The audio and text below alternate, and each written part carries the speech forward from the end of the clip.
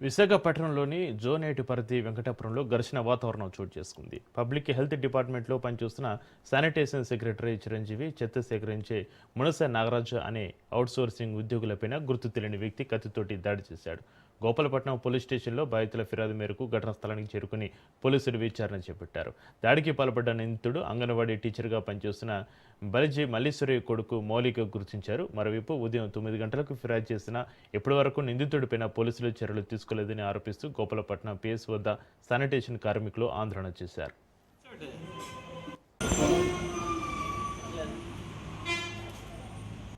92వ వార్డులో పనిచేస్తున్నాడు సార్. మా సెక్రటరీ గారు చిరంజీవి గారు అండి. అతని నుంచి పెద్ద కాలువకి వెళ్ళరంటే వెంకటాపురం రూట్లో నా కాలువకి వెళ్ళాను సార్. ఆ కాలువకి వెళ్ళిన తర్వాత కాలువ అంతా క్లీన్ చేసుకొచ్చిన తర్వాత ఆ ఇంట్లో చెత్త వేసారని చెప్పి మా చిరంజీవి గారు అడిగారండి. అడిగితే ఎంచి అవ్వండి సార్ ఆ ఇంట్లోనే వేసారండి అని నేను చెప్పాను సార్.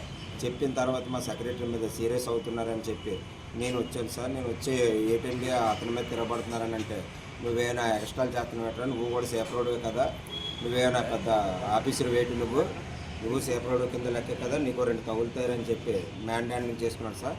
వాళ్ళ అమ్మగారు వచ్చి తీసుకెళ్ళబడుతూ మళ్ళీ వెనక నుండి వచ్చి కత్తెట్టుకొని వచ్చాడు సార్.